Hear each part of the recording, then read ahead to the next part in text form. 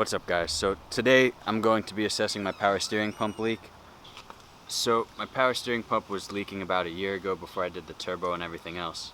I took it off, resealed the gasket, and it worked for the meantime, but I believe after that it ended up leaking what I assume is the O-ring between the reservoir and the pump itself. I'm going to be taking it off and seeing where the residue is. It may be from something else, but I have a bunch of O-rings for a seal kit that I actually had to buy separately. So I'll take it off and see where the leak is actually coming from, so then hopefully I could drive my car. It's been sitting a couple weeks because yes, I would drive it when it was leaking, but the amount of smoke I was getting sort of sketched me out and I didn't want to catch this car on fire. So I'm going to take it off right now and assess the damage.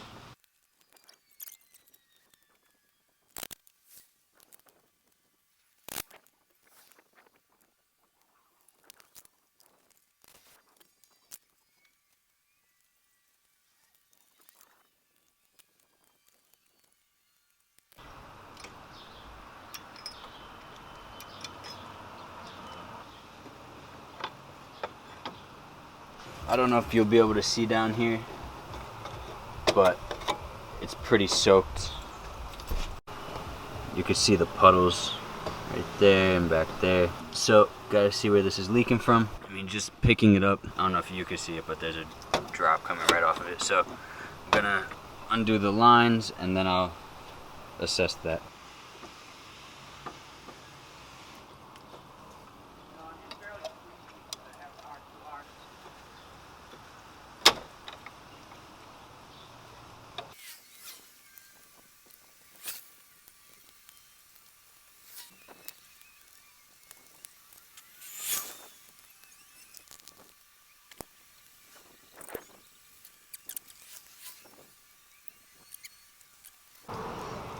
Another thing to watch out for with the power steering leak, timing belt cover has a gasket in between the cover and the block. It actually makes it expand and it doesn't seat well anymore. I could leave it, but I don't want to risk anything when it comes to the timing belt. You don't want any dirt or grime getting under there and having it skip a tooth or something. I'm going to finish cleaning and then we'll get to taking apart the power steering pump. Alright, so I got my pump right here and I have hopefully all the seals that I'll need. Ordered this from JP Parts, so everything's from Japan. These are actually very similar in shape to most Subaru gaskets, but if you look here, almost looks like there's a little beak on it, and that's because there's a sensor on the back of this that gets held in place by the gasket. So this, regardless, will have to be sourced from Japan. Alright, so I'm gonna start taking off the reservoir. It's already leaking.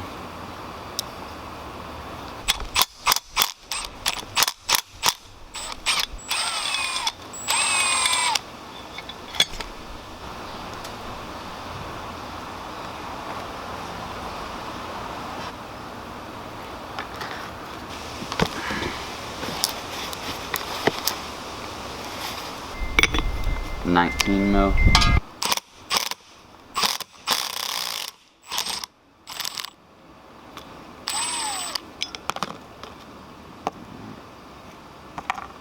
Yikes.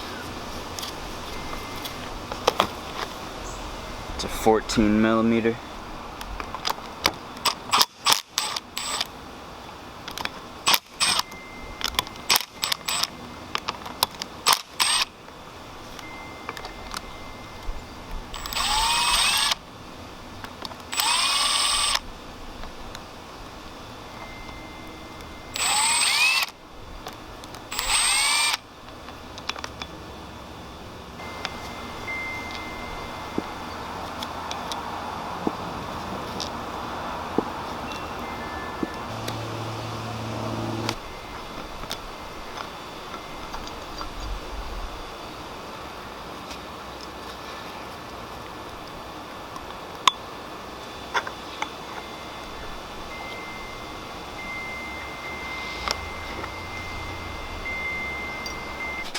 All right.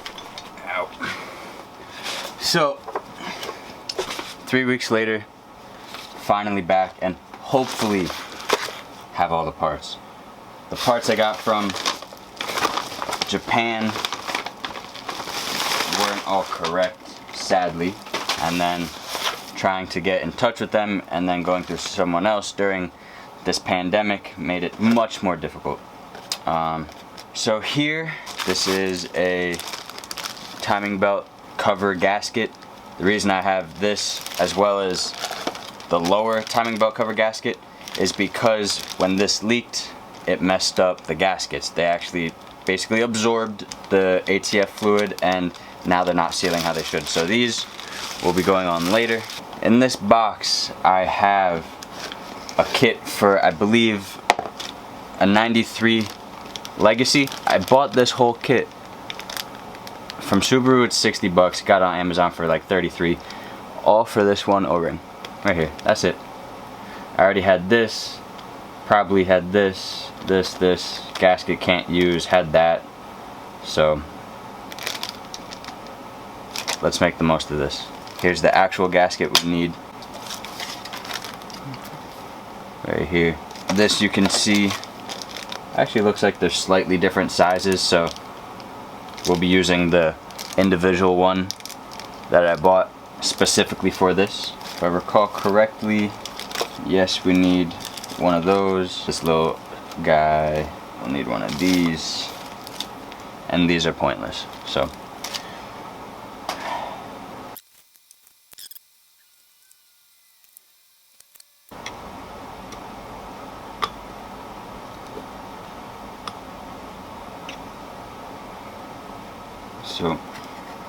this big O-ring should be that one.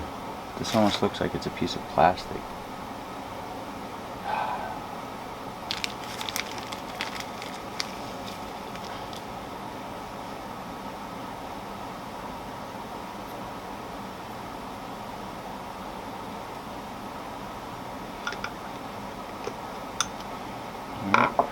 So that fits. So right here I have the parts sorted for what we are going to use and what we are not going to use.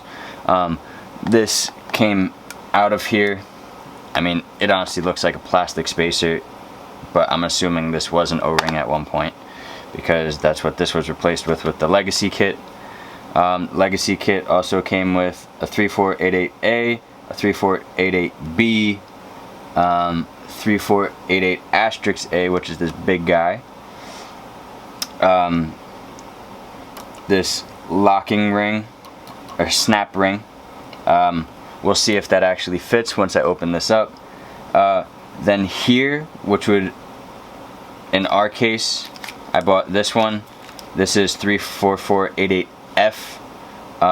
It's actually a little different than what came with the Legacy one. I don't know if you'd be able to see, but there's a slight lip right here.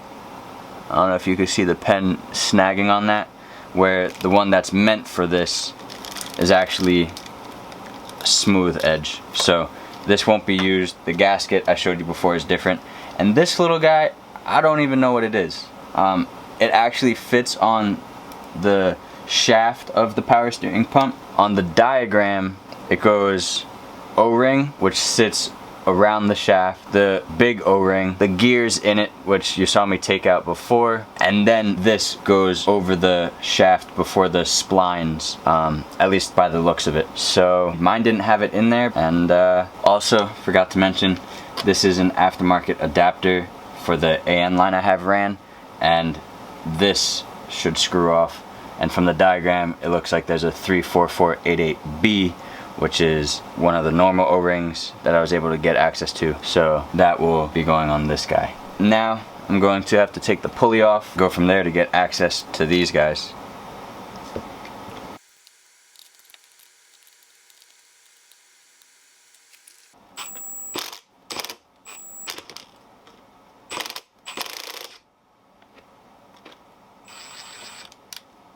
Honestly, these are a great investment. Luckily my dad had one lying around. You saw how easy that came off, and you'll see here how disgusting this is. I had to spray that with WD-40 and let it sit. So you might need one of those. Alright, let's wipe this off. Fucking disgusting. Jesus. Alright. Now this is where the snap ring is.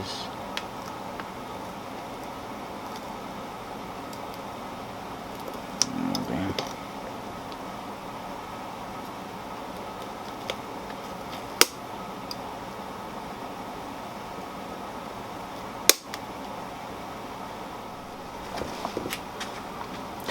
So, it's probably an hour or two later, but my snap ring pliers did not work on this.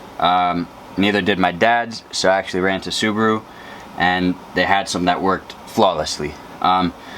Once you take the snap ring out, you flip it over to this side with a rubber mallet, you tap it out, and the shaft will come out with the bearing. And then behind that, you will see, let me get it for you, behind here, you will see this. This is part number 34424AA010. It has a spring in the back, has a little pocket here, but it sits facing upwards, and to get the other one out, you'll probably have to stick a screwdriver in from this side and tap it out through here. Be careful not to scuff anything.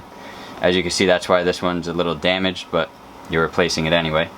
And then when you put it back in, you want to put a little bit of ATF fluid on it so that it'll come out easier, or go in easier, and you'll get the correct size socket, so whatever fits the outer race.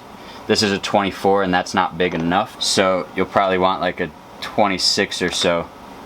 So when you tap it in, it's tapping in from the outer edges, and it'll slide right in. And then after that, you put the shaft in with the bearing, tap it back in, and then seat the snap ring back on. Seems complicated. If you have the right tools, it's fairly simple. So, next on the diagram, for this piece here, you want 34488B. So 34488B is this part number, 31263GA880. So this one's from the legacy pump. These are the ones I bought. I could use either. Probably just use the one that's not in the package anyway.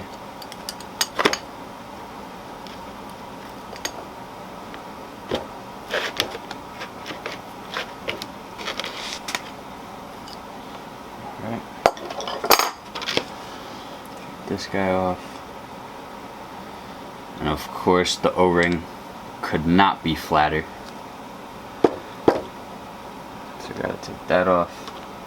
There's a little race for it, so it'll fit in there perfect. Alright, that'll go back on. So here's a problem with this kit. Obviously, if you can tell, this is wider than this O-ring. There's like a little race that it sits on. This, a little large, but it does fit in here. We'll just have to see. I mean, I need my car to run, and this is the closest option I could get to it, because whatever's in Japan, they don't have. Hope that this works, doesn't leak. That's all I have planned. Otherwise, we'll probably have to put a newer model pump on. Nothing to it but to do it. Well, the reservoir one is 34488B with an asterisk, but I'm not sure if we have the right size. Because why would we have the right size, right? That's what I want to know. Right. So, just got back from Subaru.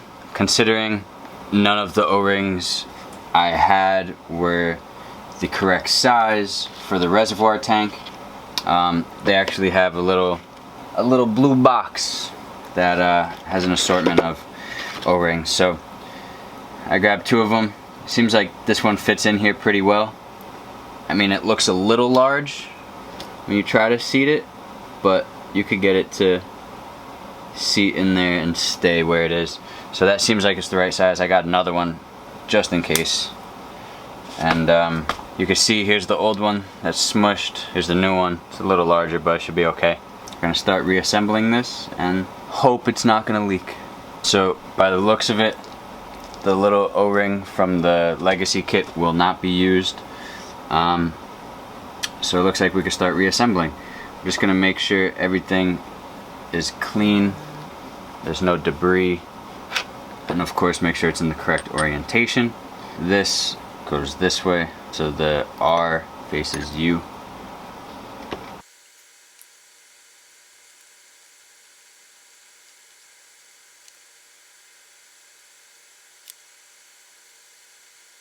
Alright, so that's in there. Even though the diagram looks like it calls for a retaining ring, which I did order, even though it seems to fit in here, it doesn't seem to fit over this. And when I took this apart, it didn't have one. So I guess I'll just not put the retaining ring on because it wasn't in here in the first place. Just gonna reassemble this. I know it seems like I'm guessing a lot here, but with old Japanese cars, it's not the easiest to find parts to fix things. Gotta put the sensor back in, gotta put the gasket on. Like I said before, put it in the correct orientation. That makes a lot more sense, so the dowels will fall into those two holes. Alright, now the bolts. And these get torqued down to about 12 foot-pounds, so I'm just going to do that by hand. Overall, there were 5 O-rings to replace and a gasket. 2 inner O-rings, the reservoir O-ring, O-ring to the line, and then the main oil pump O-ring.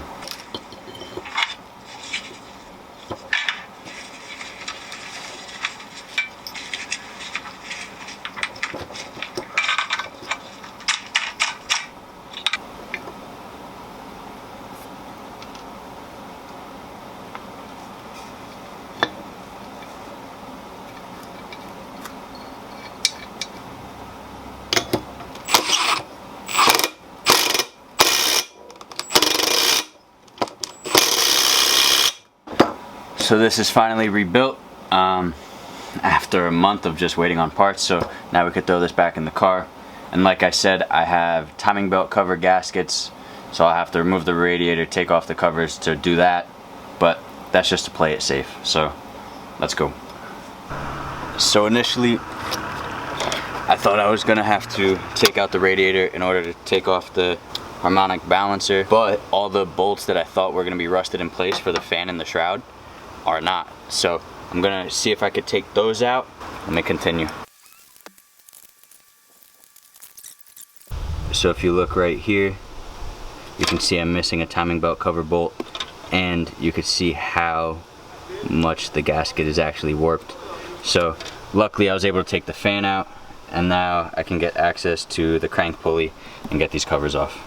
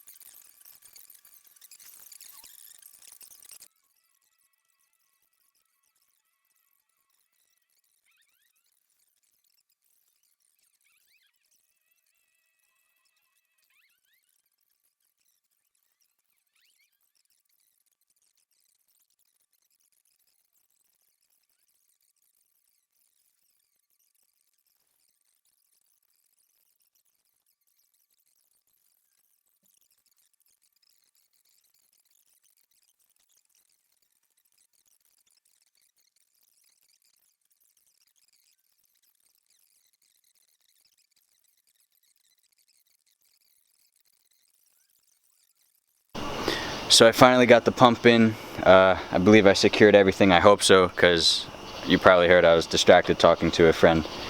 So I'm gonna have to bleed the system. I'll probably do that tomorrow when it's light out, and then I could be able to drive my car again, which is awesome.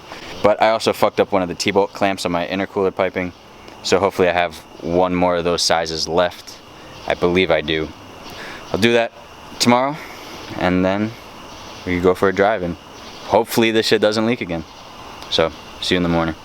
Alright, it's the next day, and I'm gonna put some power steering fluid into this and see if there's any leaks, as well as make sure everything is tight. So, first, jack up the car from the front so that when you put fluid in, it helps bleed the system.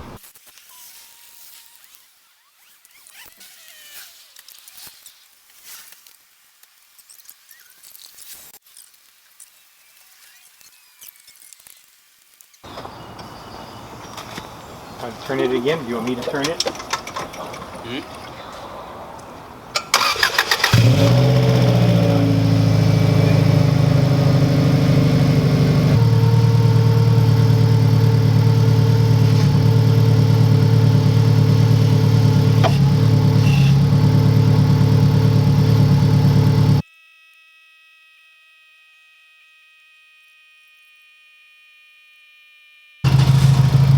My car is still smoking because all the fluid that's absorbed on the heat wrap, but as of right now it doesn't look like it's leaking. I'm gonna see once I drop the car on the ground and it actually has weight on it, but I'm crossing my fingers that it's good because I've had a power steering leak for like 2 years now. So I'm gonna lower the car and hope for the best.